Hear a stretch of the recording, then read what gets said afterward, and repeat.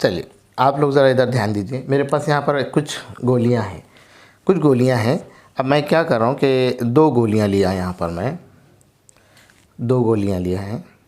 उसके बाद फिर से मैं 2 गोलियाँ और लिया, फिर से और 2 गोलियाँ मैं लिया हूँ। इस तरीके से मैं 2-2 के गुना में गोलियाँ लेता चला, है ना। आप गौर कीजिए, पहले 2 लिए गए, इसको हम बोर्ड पे लिखेंगे। पहले कितनी गोलियाँ ली गई थी? 2 एक मर्तबा ली गई थी, 2 एक मर्तबा ली। तो कितनी गोलियाँ थी? अगर हम इसको हटा देंगे थोड़ी देर के लिए, तो कितनी गोलियाँ थी? 2 एक मर्तबा ली, यानी 2, सिर्फ 2 गोलियाँ थी। अब कितनी गोलियाँ ली गई? 2 मर्तबा लिया गया, 2 मर्तबा लिए गए। कितनी गोलियाँ हो गई? 4 गोलियाँ हो गई। अब कितनी गोलियाँ हो गई? 2 3 मर्तबा लिया गया। कितनी गोलियाँ हो गई? 2, ये 2 और 2 4 और 2 ये 6 गोलियाँ ली गई, 6 गोलियाँ हो गई। फिर 2 गोलियाँ ली गई, 2 कितनी मर्तबा हो गया? 4 मर्तबा हो गया। कितनी गोलियाँ हो गई? 8। तो इस तरीके से अगर हम किसी भी अदद के उसी गुना में, उसी तरतीब में इजाफ़ा करते चलेंगे। देखिए 2 लिए, फिर 2 में 2 इजाफ़ा किए, फिर 2 में 4 हो गए, 4 में फिर 2 इजाफ़ा किए, उसी गुना में अगर हम बढ़ाते चलेंगे तो उस अदद को हम क्या कहते हैं? ये ज़ाफ़ कहलाते हैं। इसको हम क्या कहते हैं? ज़ाफ़ कहते हैं। ये किसके ज़ाफ़ हैं? ये 2 के ज़ाफ़ हैं, क्योंकि 2 2 2 के गुना में लेते चले हम, है ना, 2 के गुना में लेते चले। ऐसे अगर हम 4 के ज़ाफ़ अगर हम बताना चाहेंगे तो हमको क्या करना पड़ेगा? 4 के गुना में चीज़ों को लेना पड़ेगा। मिसाल के तौर पर अगर हम लेते हैं, देखिए ये 4 गोलियां लेते हैं पहले शुरू। कितनी हो गए? 4 गोलियां। कितनी मर्तबा हो गए? 1 मर्तबा हो गए। फिर आप और 4 ले लीजिए, देखिए और 4 लिए, कितनी मर्तबा हो गया? 4 और 4 हो गया, बराबर है ना। यहाँ पर 4 लिए थे आप, सिर्फ ये 4 थे। यहाँ पर 4 लिए, ये 8 हो गए। फिर ये 4, फिर 4 का इजाफ़ा हुआ। कितनी हो गई ये गोलियाँ? ये देख लीजिए आप, 4 और ये 4 8 9 10 11 12 गोलियाँ हो गई। इस 4 के क्या तैयार हो रहे हैं? ज़ाफ़ हो रहे हैं। फिर हमने और 4 का इजाफ़ा किया, तो फिर कितने हुए?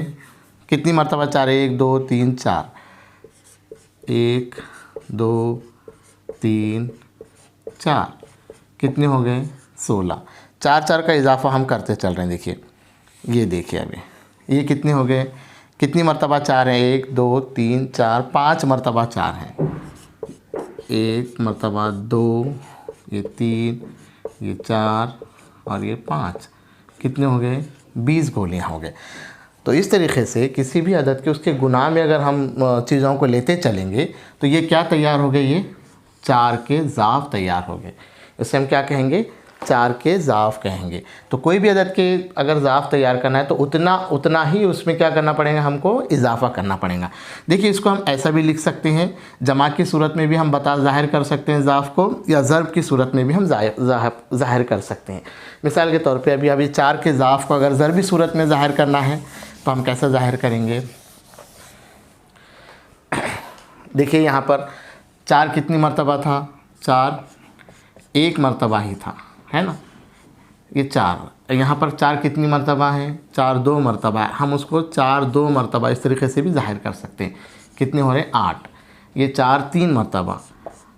तो इस तरीके से जितनी मर्तबा जमा की सूरत में भी आप ज़ाहिर कर सकते हैं, ज़र्ब की सूरत में भी आप ज़ाहिर कर सकते हैं, है ना। जमा की सूरत में ज़्यादा तवील सिलसिला हो जाएगा।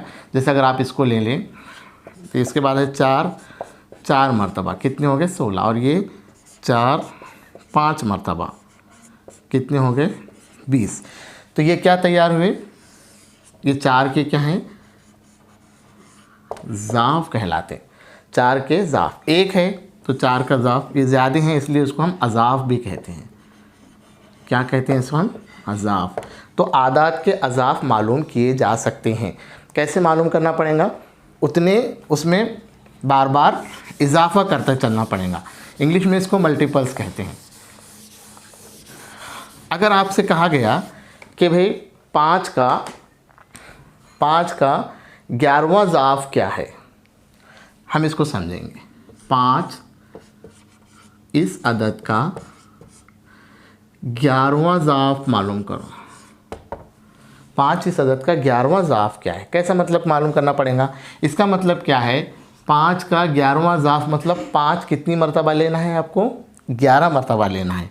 तो हम 5 11 मरतबा कैसे ले सकते हैं, इस तरीके से हम लिख सकते हैं इसको, 5 11 मरतबा लिख सकते हैं, है ना।